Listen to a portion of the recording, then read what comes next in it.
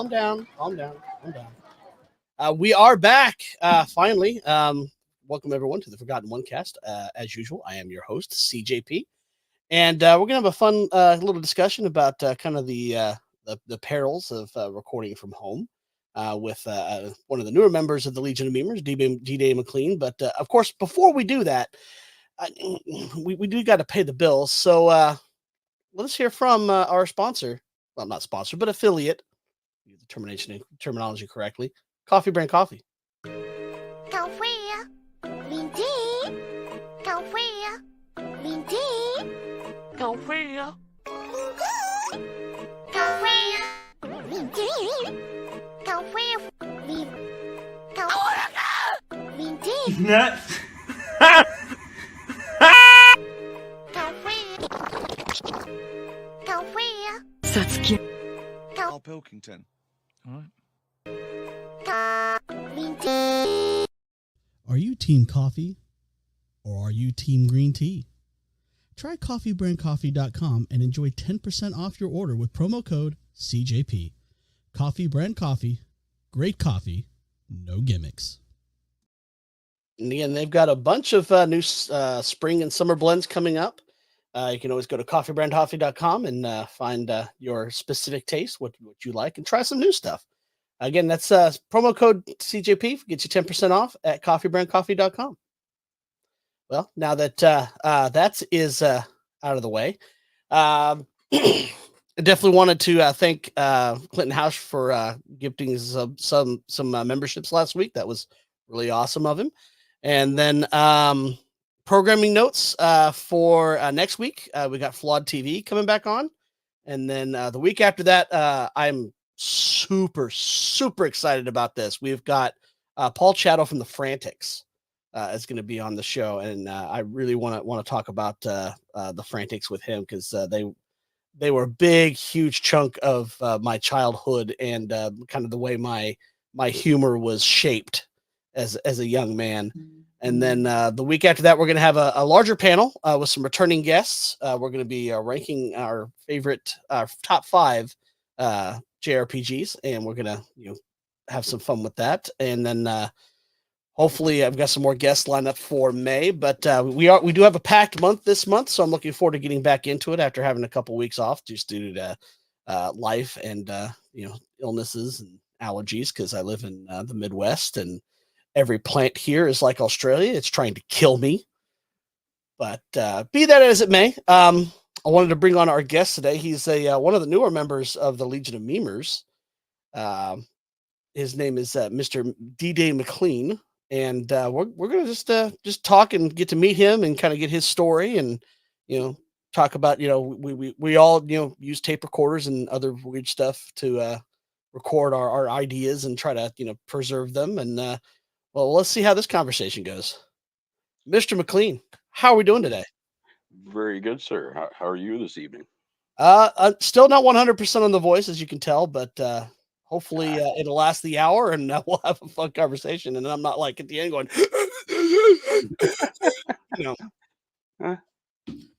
sounding like make for a good show. You never know. I'm going to end the show sounding like Cyrus Greenback from Danger Mouse. I will get that mouse if it's the last thing I do. Stiletto. I tried watching the reboot of that too, and I just it's just not good. Most reboots, it's a bad word these days. Yeah, well, because they forgot what made Danger Mouse funny was the British humor, the dry British humor. That's what made it funny. They tried to be all weird and jumpy with it. I'm like, that's just not how this works. No, British humor's a whole different animal. But we do have a couple people hiding in the chat. We got Master Tulsa. 2 weeks off. So anticipation is growing strong. Yes. Strong. Mr. Metastep. What's up, Metastep? How you doing, buddy? Hola. And then Mr. Paul Hadouken. Howdy. So, well, yeah. Just kind of wanted to get to know you a little bit. We've kind of chatted in chats back and forth, and obviously watching on the Legion or Memers meme streams on Saturdays, and watching all the awesome memes that you've been putting out there. So, kind of where does your musical journey begin? Well, before we get into that, I just want to say that I'm here to represent the senior members, of the panel, because you and I had a chat a while back where we figured out, yeah, I think I'd be the elder, Mhm.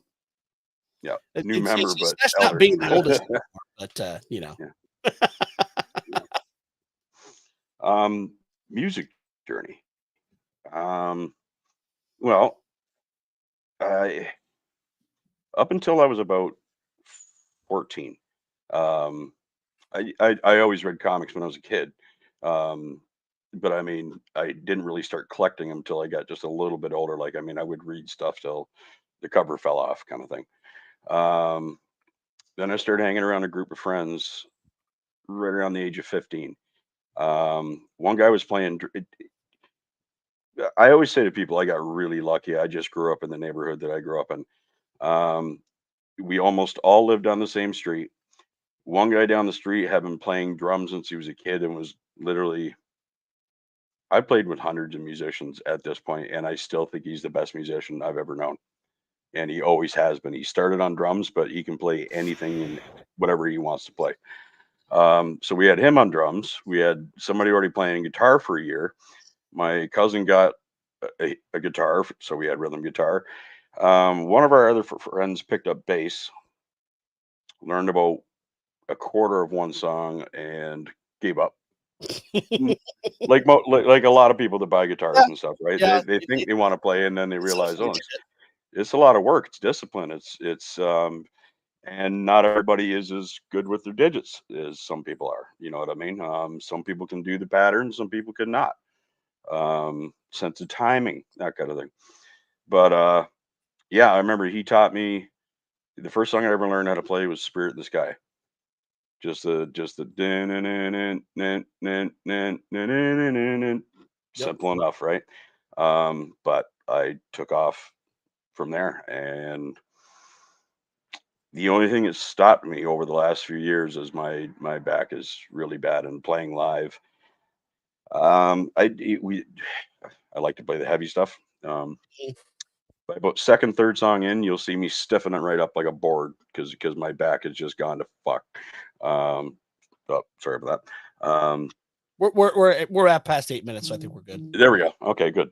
Um, but yeah, on and off most of my adult life, barring like, well, because most of my adult life I worked shift work too. So, Mister Jack Tarlad, What's up, man? um, yeah, shift work made it hard sometimes because when you're on 12s, you worked every other weekend, which doesn't make you very good for a band who plays on the weekends. You know what I mean? Oh But yeah. when I was on eights, I tried to get out there when I could. And yeah, again, I was playing, only stopped playing about a year or two before COVID hit and all the lockdowns and all that stuff. Um, the saddest thing is I've got the best gear I've ever had in my life, and it's all just sitting there. Do you know what I mean? Just Oh yeah. yeah, Oh yeah. I wouldn't sell it. I have made a vow that I will never sell any of my gear because over the years you trade up, you sell, you do all this stuff, and I honestly wish I had them all back just so I can hang them on a wall. You know what I mean? But yeah, that's how I got into it, and I played a lot of different styles, everything from blues to like we showed up to open jam nights where they're playing Celtic music. Um, as long as I know what key I'm in, I can jam with you. And I figured that out about myself early on. I've played entire nights, like 3 sets a night playing blues stuff that I think I knew 2 of the songs. The guitar player would literally look over at me and go, "Starts an A." And if it's in blues, I can walk it up and down the neck. So I don't know. It's the one thing that I've taken breaks from over the years, but I kind of always come back to eventually. I know a lot of people don't like playing my bass just because of its weight. But my dream bass is I want a Rickenbacker 4003. I really, really want one. I've I wanted one. would love to have one. It probably wouldn't be my favorite in my arsenal, though. Right. but I love the tone. It's I just really love the it's tone, iconic as shit, is what it is. but I don't have the money for a Rick 4003. Yeah. Ah, So the closest I've come to that sound was a PVT 40. hmm, But the problem is the PVT 40 weighs like 15 pounds. uh-huh. It's a heavy beast of a bass. So I don't play with that sucker live because I know by Oh, like the third song I'm gonna be like I'm gonna I've be got a asking for sanctuary and climbing up a bell tower. I've got an MTD 5 string that's boutique style bass.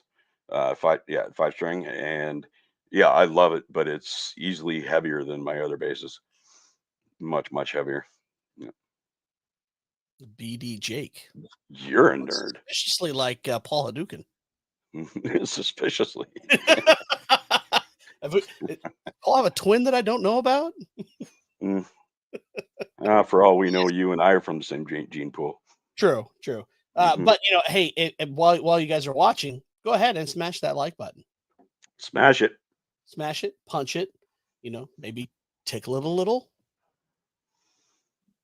caress it, get, Mm. give it soft, nothings Just and blow gently on it, Yeah. awesome. Oh, somebody's gonna clip Well, that. oh yeah, I've seen Tulsi's got a Steinberger bass. It's super light. Yeah. Is this pretty much just neck? That's Yeah. pretty much all that bass is, and I love those things. Um, I've actually got an Ernie Ball Music Man Stingray, which is probably the most metal bass I've ever played. Like that thing is it's almost too powerful. You know what I Mm. mean? Like you've almost got to tuck your settings back a little bit because this thing has such a high output. Um, but honestly, what I ended up going to as my workhorse over the last bunch of years was my I've got a Geddy Lee model Fender Jazz. Um, it sounds as good playing blues as it does playing metal. It's one of those basses that kind of It's very versatile. yeah. Whereas some basses don't have the right sound for that, whereas that just seemed to work. Well, Jack Tarlett pops in and says, "How do you feel about the Hofner 500?" Oh, Beat the the Paul Paul bass. McCartney. Yeah, Mm, all I can say is I've never played one. I've played like copies of a Hofner. I've not actually played an actual Hofner, Hmm. and it's almost like playing an upright. It just Yeah, it's very rounded and feels kind of weird, yeah, when you're playing and at normal. it probably sits on you weird when you stand up too, right? Yeah, it is. It's an odd shape, but And sitting down has got to again even be different sitting down with it. I've never It actually played an actual Hofner, or at it'd least probably be one a that bass. wasn't a cheap knockoff copy of it. Yeah, it's the kind of bass that if I had $1,000,000 and wanted to just fill my house with basses, I'd have one. Mhm. It probably wouldn't be my go-to, but I can go look. It's Paul McCartney bass. You see that Yeah, shit? exactly. Exactly. Well, Mm, awesome.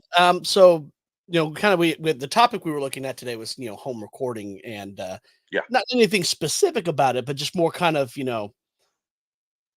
perils and things that you've run across over the years doing it. I've had the same issues, and of course, being a poor white boy, Mm, uh, being able to afford equipment to actually do it is always the harder part of it. yeah, you end up having to workarounds. Yeah, jerry rigs and like I can tell you right now before my sister gave me her Digi 03 console Ooh. so I could actually use Pro Tools. Uh, Oh, yeah. I did this in a very backwards way. I have a yeah, I checked below my waist. Yeah, I I have don't a know. I don't Johnson know. J. Not on my screen, you're not. I got a Johnson J station. Mm. I don't know if you're familiar with those. They're it's like the old Line 6 pods. Okay. The Yeah. modeler, I know Line 6. and it was the first one where you could actually run MIDI into it and download patches for it. I had a big guitar pedal that I could do stuff that with. And then, but it had a SPDIF out. So what I would do is I would run that into I have a Creative Sound Blaster Mhm. that actually had front panel on it. So it had SPDIF on the front. So I would essentially use my guitar processor as the recording interface. Yeah.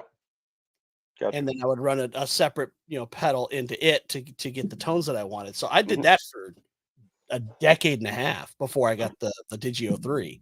And it works. You make it work because you have to. You got nothing. It's all you got. It worked great with Sonar at the time. But Mhm. I have the Pro Tools set up so I use it, but I've got Pro Tools 8, and I just really don't want to upgrade to the subscription model. I just Hey, hate that idea. that's something I need to. Well, yeah, I started telling you before, but it's good enough. Drop it now. Excuse me. Um, I was actually just starting to get into recording at home. One of the guys I was playing with got me a copy of Pro Tools. Mhm. Um, you know what I mean? On the Which high it, seas. which I was just getting Okay. used to using. And again, like I listen to heavy stuff, so I can record all the guitar and bass that I need to here because I've got all the equipment for that. But a drummer I don't have, and I could program, the double bass beats, the stuff the fast stuff I was looking for. You know what I mean? And then my computer died one day, Ooh. and it kind of put the kibosh on that for a long time. And I just kind of lived on my tablet and stuff like that for a while. And then, wow, am I ever glad I have a PC again? Which again, can't say enough to Professor Savage Dad. He was the one that was nice enough to send me one when he found out I was doing all my memes on an outdated iPad and an iPhone. He's a good dude. I gotta He's get him on here actually he's at some point. he's a really good dude. I like Savage a lot. I kind of consider him the Wilson of the Legion. You know? It's just always pulling out great advice. Yeah, yeah. You're right. He is. But so yeah, so my recording journey started with with Sonar and a Johnson J station, Mhm. and just kind of worked from there. And I still have some stuff I've recorded through that. Mhm. But yeah, mainly for anything live, I've been like actual instruments. I still use Pro Tools for that because just Yeah. with the GO3 can and I've got an Art 3 2 preamp that I have hooked up to it just so I can get some good tone out of it. But for Yeah. all the synth stuff I've been doing, I prefer to use Cakewalk because Okay. Pro Tools, even the new versions of it, still doesn't like you working with VSTs. They really Uh-huh. want you to use their proprietary format, and I Oh, of course. freaking hated it. Of course.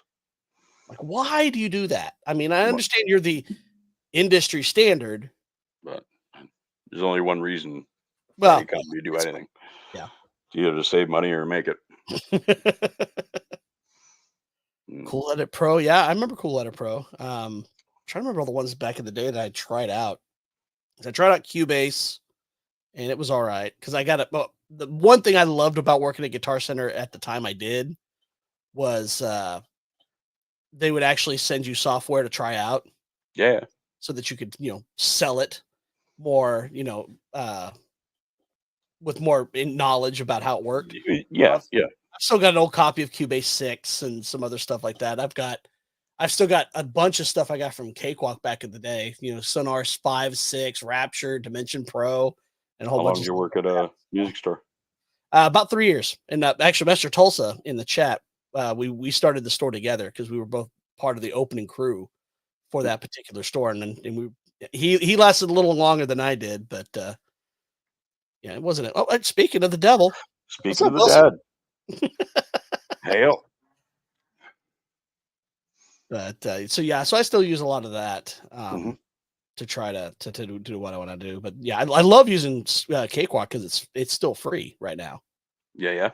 I mean, all you have I'm to do gonna have is to you look into sign that. up with an account with Band Labs, Mhm. and yeah, you can download, and it's the full version. It's no different than what Sonar Professional used to be. Now, would I be able to program like drum beats like what I was Yeah, talking about earlier? it Yeah, yeah. takes any DST. Because that's my biggest issue is like the rest I can figure out. Yep. The sad thing is I've got one working mic here. You know what it is? It's a Rock Band mic, but it's got a USB on it, right? Yeah, yeah. Yeah. And I mean, as long as you don't put it too close to the amp, it fucking works. Like you said, you make it work, right? Mm-hmm. Yep.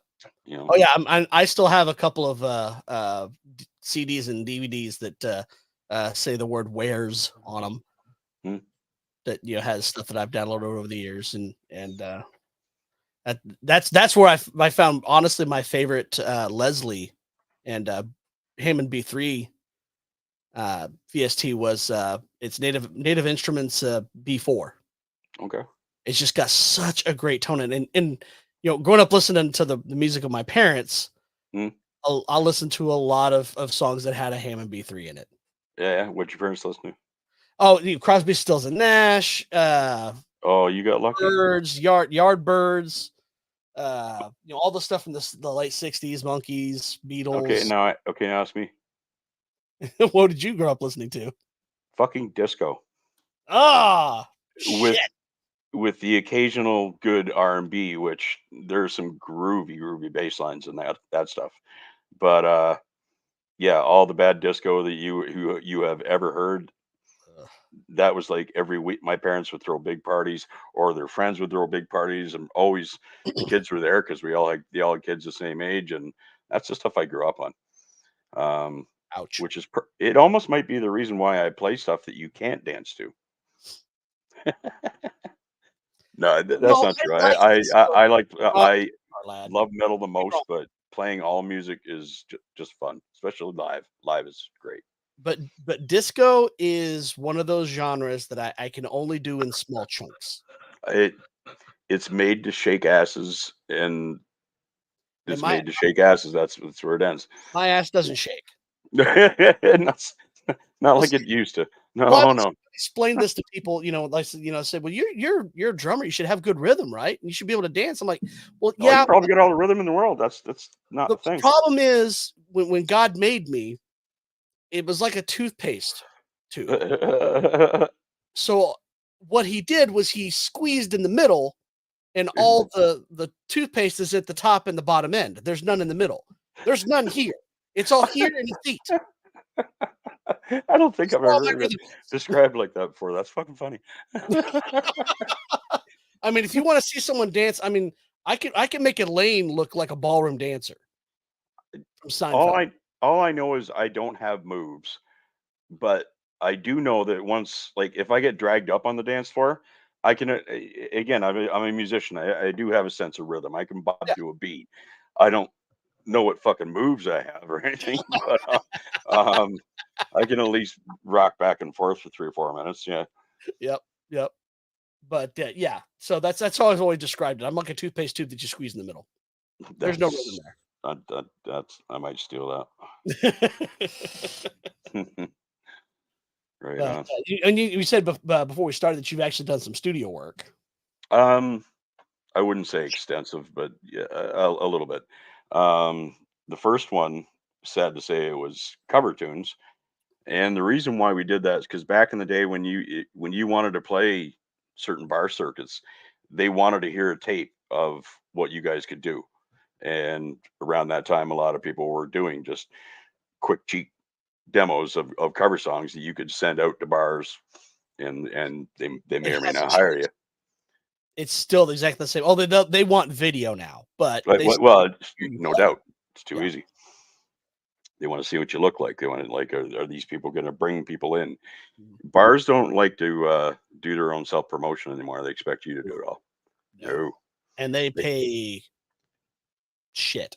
Just there's no other way oh, of it. you get past a certain age, and you have to realize that you're either a glutton for punishment, or you actually just love to play that much.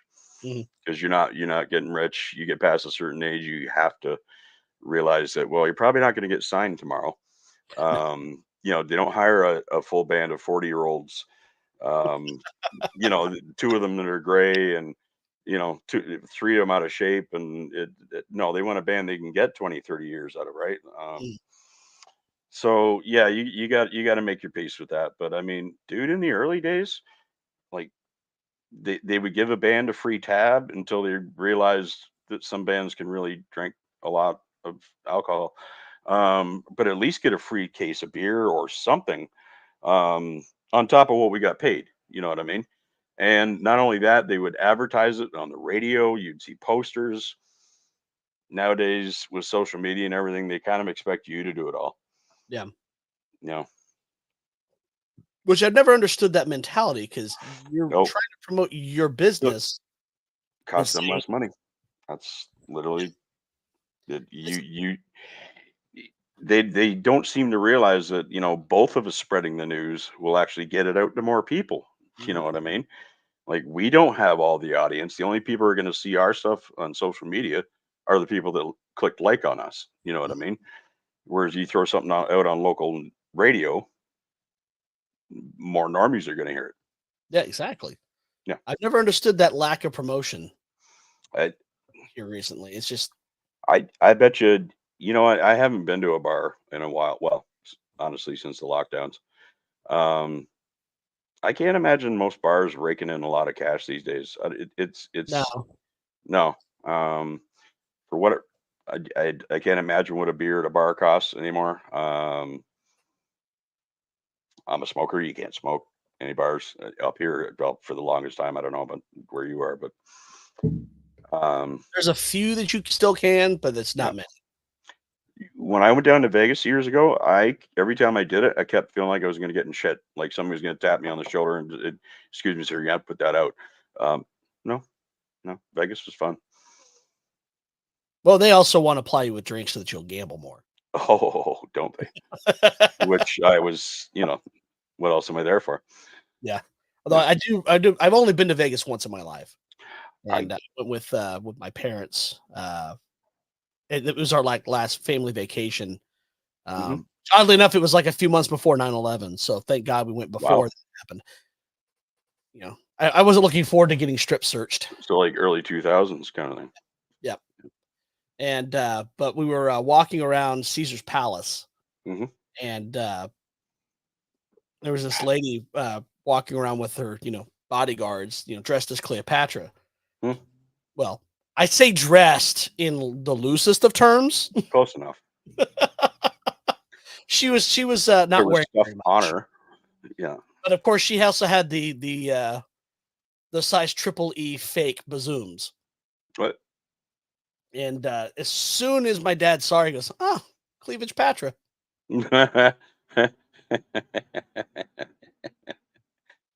There's also on that same one that my dad actually said one of the funniest jokes I've ever heard. We were waiting in line somewhere, and I saw a big poster of Siegfried and Roy. Mm, Obviously they were still doing their show at the time. yeah, yeah. Before the one got Yeah, ate. before he got Yeah. eaten. And I Yeah. asked my dad, I said, "Well, which one's Siegfried and which one's Roy?" And without missing a beat, he goes, "Whichever one's on top at the time, I guess." I mean, it's right there on the name. Yeah, but That's good. no, my, That's my good. my dad was one of those kind of guys. So, That's good. but No, I had a lot of I had a chance to go down there as a big bachelor party, so a big group. We got a really good group rate for 5 days. Our trip there and back, it only cost me $350. I said yes before he finished the sentence. Yes, I'll go. I was glad I went though because I actually got to go through the Star Trek experience before they shut it Oh yeah. down. See, I didn't get to do anything like that when I was there. That one was that one was fun. But dang it, gotta love my voice today. I'm gonna, Ah, again, I'm gonna end up like Cyrus Greenback by the time this is all done. you're talking to a smoker. You're probably gonna hear me hacking about 5 minutes. Well, actually, what I may do is, bring up an example of one of the things I've recorded with Pro Tools, Yeah, please do. kind of just show you what some of the stuff I've done. I've actually was going through some File of your stuff today. Explorer is going to work today.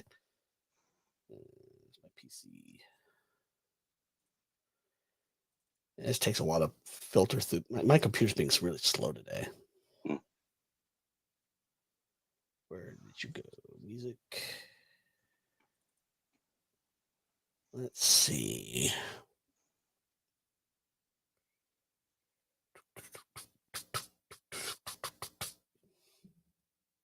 go to many concerts? I really don't. I'm not a huge concert goer. One, because I'm usually broke. But I usually am too, but if somehow I justify it to myself and pay for it later. really the only live things I usually end up going to for the most part is wrestling when Yeah. I get the opportunity to, because sometimes those usually end up getting cheaper once it gets up closer to it because they've Yeah. They sold want to what fill they the place could up. and they're just trying to get people in to fill the seats. Mm-hmm. And where to go? Don't come on, computer. All right, I was just trying to find something here. So, but yeah, so I usually will do the wrestling, but I'm trying to remember the last concert I actually went to. It was Government Mule. Oh, Was the yeah. last I saw, and they always put on a good show. Especially for the fact that it's usually just the three of them, but they've added a keyboard player now, so they've got someone playing a Hammond now. Well, And the musicians got to work for their money these days. oh yeah, CDs don't sell. but one of my favorite Government Mule stories was I didn't witness this live, but it was on a DVD they put out back in around 2006 or 7. Their bass player had passed, Okay. Woody, and so what they did was they did 2 albums called The Deep End and The Deepest End, and he invited any bass player that wanted to come. Yeah. So you had everyone from Chris Squire, Flea, Jason Oh, Newsted, nice. Les Claypool. I mean, just all these amazing bass players Ooh. that just came in and they would record a song with the band. Ooh. And so they did a live show with some of these bass players. And towards the end of the show, they were going to do Sweet Leaf with Jason Newsted. Mm. He was playing for Ozzy at the time. Yeah. And for some reason, Warren Haynes forgot the words. And he's like, he needed someone to get in the lyrics. So he starts just noodling and trying to play a little solo, just try to kill some time so someone can get him the lyrics. Yeah. And at one point it's going on a while, and he turns to Matt Abs, the drummer, and he goes, "Play something." He's like, "What? Anything. We're stalling." Anything. Yeah. So he starts playing a drum solo, and then you see someone run up on stage with a piece of paper and puts it on his stand, and then they finally go into Sweet Leaf. Like, yeah, even the bigger name people, shit goes wrong. It's off the cuff. I say to people all the time that stuff doesn't go wrong when you're at practices. You know what goes wrong? It's at the show. Yep. That's when your amp gives out. That's when your cord goes to shit. That's when your pedal stops working. That's when something. We just had a gig a couple weeks ago. Bad wiring in a shitty bar. Like that kind of stuff. We were playing at an little outdoor amphitheater, and they have shit out there. Yes. And my wireless systems were giving out. At one point, for some reason, we couldn't even get signal into the mixer from my guitar wireless. We had no idea what was going on. So I had to end up actually plugging directly in to the board because we couldn't get I'm a bass player. I've had to do that many times. Yeah. So it was one of those shows. And of course, I blew out my voice second set because I'd already been sick. I already had allergies. Yep. It only takes one song and you rip it out. Yep. Yes, it does. Yeah. So my amphitheater story is actually pretty funny. They billed us. We were advertising in the paper, but they screwed it up.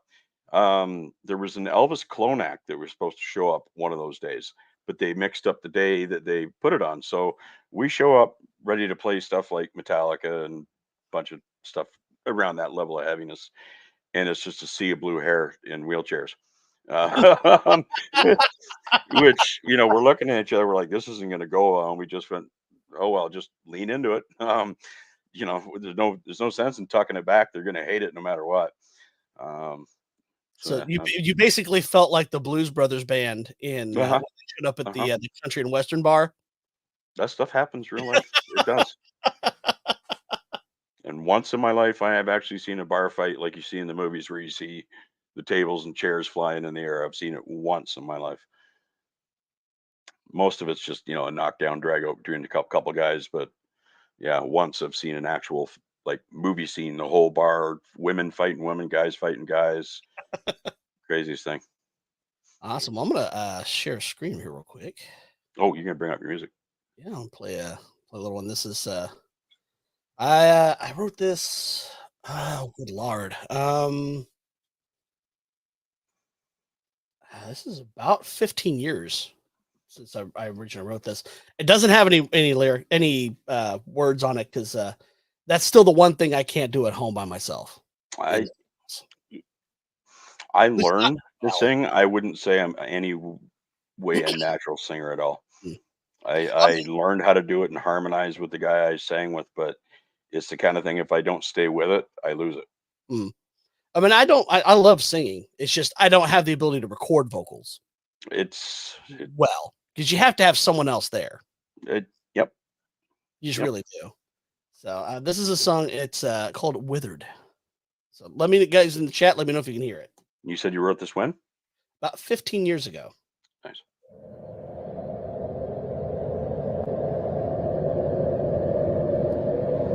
So chat, let me know if you can hear it. I hear fine, just fine.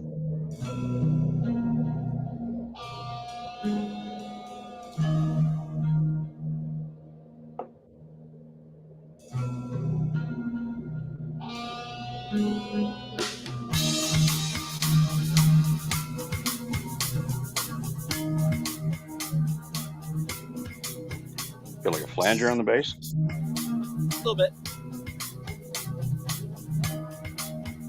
I do need to remix it. A flanger?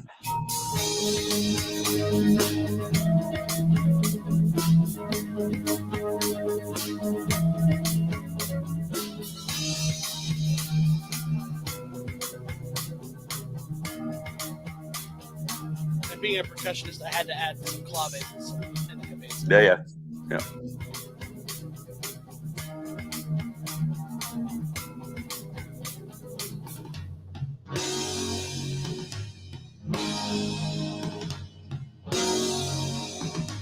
Like that.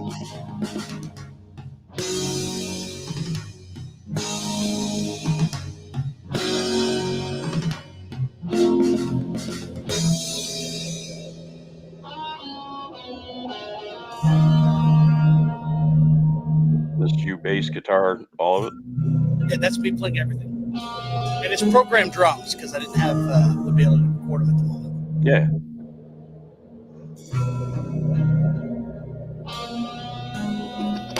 So, Mr. Clinton? Hell.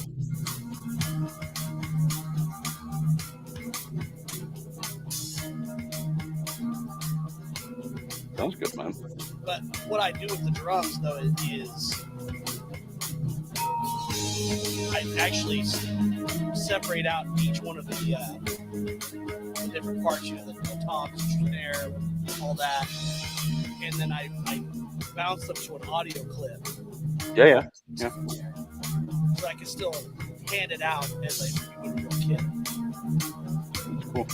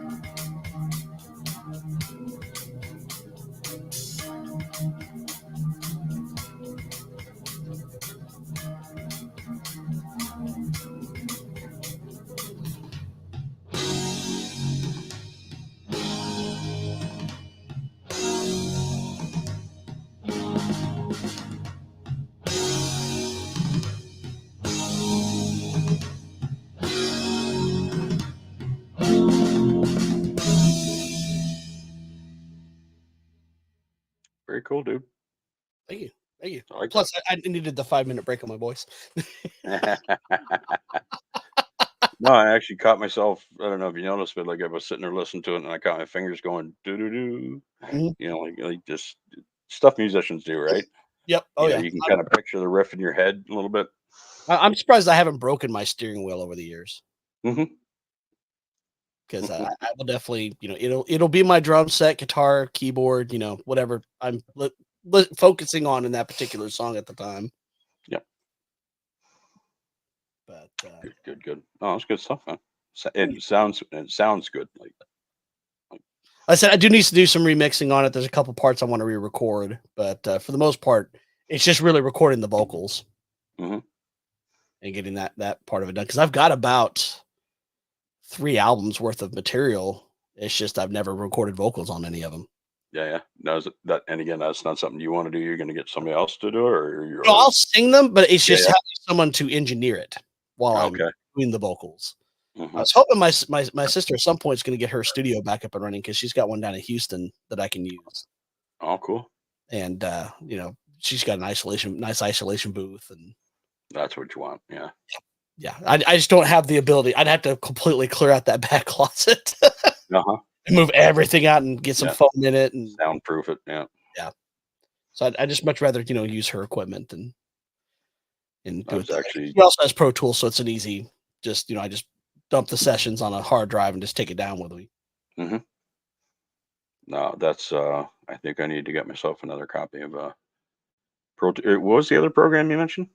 Well, I use, like I said, Cakewalk. If you have a USB interface or I think the Thunder, it's Thunder. I don't know what the new cable is. I'm still using FireWire, so. Okay. But yeah, if you have any kind of USB interface, you can use on Cakewalk. It'll just Okay. pick up the. You just have to basically go in the audio and just set where the input's coming from. Yep. But like I said, banelabs.com, and you can download Cakewalk straight from it. And Nice. it's great with VSTs. Okay. And in fact, last show I did, I went through a bunch of them and where you can find them. Mhm. But for drums, I did pay for that one. Was Excellent Audio's Addictive Drums. Well, I could see some stuff being worth paying for. Yeah, that one, and I paid for Easy Keys because it wasn't that expensive. But they've got a great Fender Rhodes, a Wurlitzer, and a Mellotron Oh yeah. VST that I love using because if you've listened to the Beatles, they used a Mellotron on the intro to Strawberry Fields. That flute intro is a Mellotron. So I always like the sound that you got because it's still they did a good job of recording it where it still has kind of the warble Mm. and the defects that those had because they were just basically tape loops. Yeah. That you Well, would the play by holding the key down. So it was like really the first sampler. Really The want to think about the it that Beatles tried a lot of new things around that time, I think. Yeah. way. You can definitely tell when they went from a 4-track to an 8-track, they went wild. Oh yeah, it's 4 more tracks. Oh, that's just so much more stuff we can put on there. And there's a great video on YouTube about the song. I can't remember. It's "I'm Not in Love" by 10cc's. Mhm. And the way they got that choir effect was actually they were using the console for that because they had each note on a different channel, and they Okay. were blending and mixing it with the actual console. And it's a fascinating to watch them put that together. And what people were able to do in the studio with with the limited technology they had. It's kind of what I miss about those days is the innovation Yes. because of the limitations. Yes. Yes. Well, I mean, how many memers right now have learned how to make pretty incredible looking memes, like on their phones? You know what I Mhm. mean? Like using free software. You know what I mean? You find a way if you want to do it. Yep. Yep. And I just said I always like the sound that they got back then, just with the limited technology. Because now you can technically have infinite channels and infinite number of tracks to use. Yeah. So there's no constraint on what you can do, Yeah. and I Well, think that constraint actually helps quite a bit. you were saying that you paid for a couple of packs. I could see, because again, what I'm like, I've played with a couple of the other programs that I've found, which I haven't really found one I like yet. But I mean, just the idea with working with different channels and mixing different levels, that's not what I need. It's the drum part I need. I Mhm. could see me paying for a good metal drum pack if there's, Yeah, if, XLN Audio yeah, is who I used, and they've got quite a few different drum packs. In fact, they do have a Blue Oyster pack with the Ludwig, the Beatles kit, and they've got like a prog kit. I'm using one that's basically a Tama drum set yeah, yeah, yeah. because I'm a Tama guy. I have I, been. it, that's pretty much exclusively what my buddy played growing up. Mhm. It's one of those things, it's like, are you a Ford or Chevy or Mopar guy? Hmm. It's kind of what you grew up with. Yeah, So it I is. grew up playing Tama, and I've haven't strayed from it Yep. because that's the kits I liked. I would love to get. There's a Star Classic Babinga Maple combo kit that I really would love to have, but again, it's like that Rickenbacker 4003. And I don't have $2.5 grand just to slap down on something. Yeah. Get the Lemmy model. Slap a few more thousand on there. Hmm. Well, there's a Chris Squire signature 4003 that I would love to have because it's an actual neck through Yeah, yeah. bass. Then Usually he's a bit more kind of my expensive. go-to for tone. I just love the tone he was able to get. Hmm. And the fact that he was singing backup parts, playing those bass parts at the same time. Oh, dude, It's, him like Geddy it's Lee. It's just like, how stupid. are you singing and playing that at the same time? Dude, it's that one thing he can do. It just always You know. amazes when Oh, people dude. do that. Some of the heavy guys I listen to are playing riffs that are almost as complicated as a guitar lead while they sing. You know Mhm. what I mean? Like I just that's one half of your brain going that way and the other half going that way. Just fuck off, would you? Like that. Everybody else out here's got to work at it, and you're doing it like you're eating a bowl of cereal. Yeah, it's like Yeah. you people. Yeah. Yeah. Yeah. But I've been at it most of my life, and I would say I'm a competent bass player. You know what I mean? And you got these guys who are on stage that are uh, co- competent. Doesn't even begin to describe how good they are. I've played with some people like that. Hmm. And it's always a joy when you play with musicians that know what they're doing. It's actually better to play with people who are better than you because Yep. it makes you try to play to their level. Mhm. Yeah. Which And that's the way I am with guitar because I play guitar. yeah, I know how to play guitar. I am not a guitarist. I'm a competent rhythm player, but I would say I'm more of a bass player. Yeah, I yeah. can I Same can do same with more on bass. I can do more on a bass. I can competently play a bass, but I'm not a bassist. Now I am a percussionist. I will say that flat out. Well, same with me. I can play drums. I wouldn't call me a drummer. But that's the one thing I actually did go to school for was percussion. Oh yeah. So I actually have a degree in music performance, which has done me fuck all. I But I like the fact that I went through it and learned it. I started to take jazz lessons when I was young, and then I just kind of quit because I think I found girls and marijuana. Um, Yes. yeah. I could feel you. I could feel you on Hmm. that. Well, it's funny what comes with the lifestyle, right? Even your jam sessions turn into parties most of the time. Yeah. Which honestly, they were sometimes the more fun to play than the bars. Yeah. Because the bar, you never know what kind of crowd you're going to get, right? You might get a really good crowd. You might get a middle of the road. It might be crickets after you're done playing your heart out, kind of thing. But at a party, they're there to hear you play, and they'll yell for everything you do. They'll bring you beers. They'll all that stuff, right? That's the one thing I have always been a hardliner on is not drinking while I'm playing. Uh, I have a rule. Yeah, no more than one or two. Anything else, and you're playing with fire. Yeah. I remember running sound for some of the guys that worked at Guitar Center, and their bass player,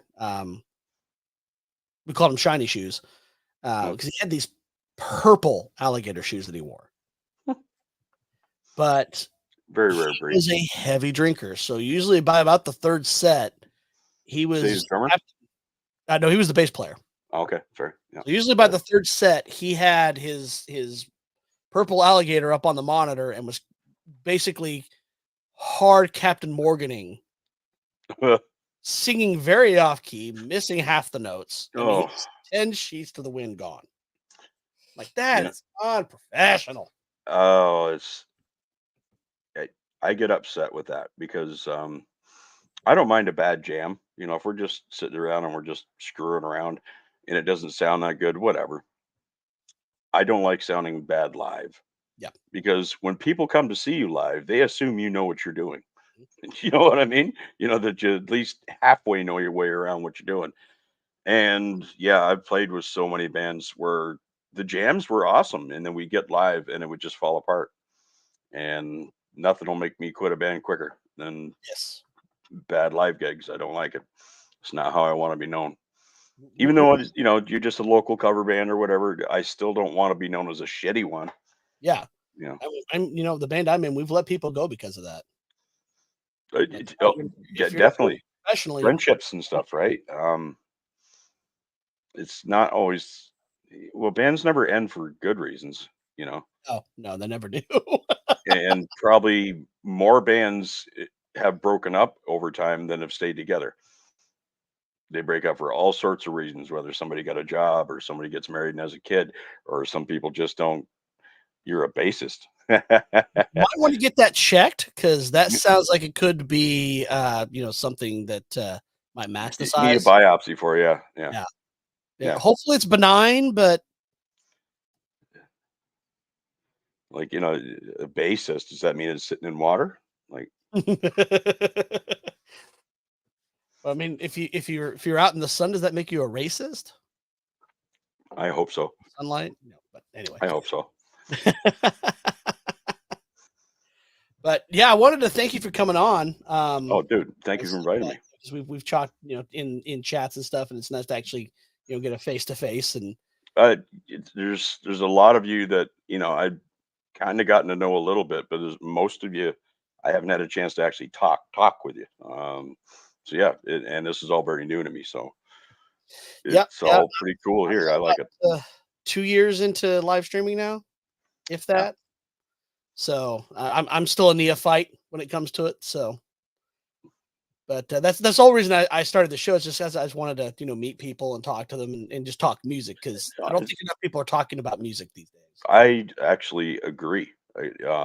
And I may be a metal guy, but I can talk all sorts of other music all day long. Like, whether we get Pink Floyd, whether it's blues, whether it's Robert Johnson, whether it's like it just like all over the place.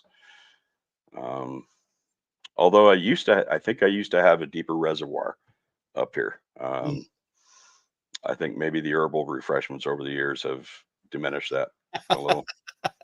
I kind of feel sometimes like in Family Guy when Chris was playing with the plastic soldier with the bayonet, Yeah. and he's up his nose, is like that tickles my brain, and then forgot. Aw. I feel like that sometimes as I've gotten older. But, well, awesome. Well, where can people find you? People can find me at D-Day 72 on X. I do have a YouTube channel, D-Day McLean. I don't do much on it. I've got a few videos on there that are basically just all the memes that I'd done to a certain point kind of strung together with music behind it. Haven't really done much to it. I keep thinking I'm gonna maybe try it, and I've got some ideas. I uh, I just need to settle on what can I add to this space that somebody else isn't, or that 1,000 other people aren't doing right now. Right, right. You know what That's I why mean? I've kind of avoided the pop culture stuff because I there's so like I many like that you're music based. It's great, man. there's so many people that are doing the pop culture stuff, and I don't think there's enough people doing the music unless it's very Absolutely, niche, and dude. folk. It might be Music a detriment to my show. I don't know, but music has had the same amount of effect on my life as any comics or any of that kind of stuff. If I wasn't obsessed with one, I was obsessed with the other. Yeah. awesome. Well, again, thank you so much for coming on. Thank you for having me. You're always welcome back. And I did want to play a quick promo because musicians, we got to pay our bills and we want to promote our stuff. So you can go to Bandcamp and The download. starving artist. Yeah, and check out my newest album, Electronic Noise 2 Digital Boogaloo, and Check it out. there's some places you can find it.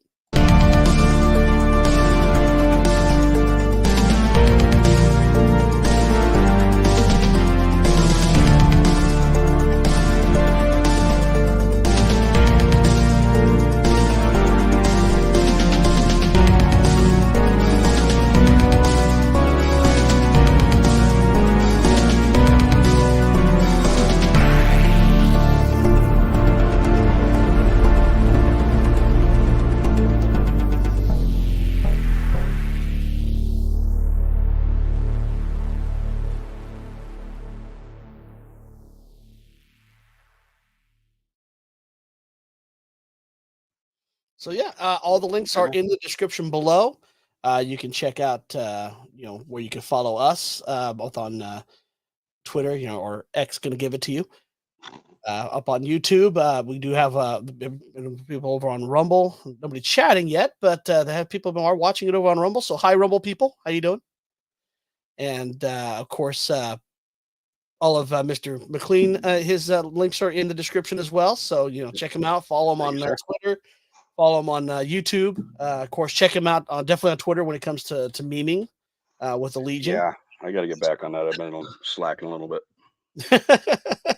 And I was the one that did the logo for that. So What the Legion of Memers? Yep. Yeah, right on. I didn't well, know 'cause that. I was there right at the beginning Ah. with Rocks and with Uber Geek was it there at the time and Melissa McCracken and Skirmitar. There were a few others that were all just like right there at the beginning. So The OG. at Genesis. Awesome. Well, thank you so much for coming on. Thanks Thank you everyone so in the much for chat. inviting me, dude. This is great. Fading. Professor Savage Dad, Clinton Housh, Paul Hadouken, and his twin, Chat. Master Tulsa, Jack Tarlad, Metastep, BD Jake. So everyone, thanks for hanging out with us. Again, remember next week we do have Flawed TV is going to join us, and we're going to talk about doing reaction videos with music and the pitfalls with that because YouTube's really draconian and screwed up copyright because YouTube's. Then you got Paul Chato coming.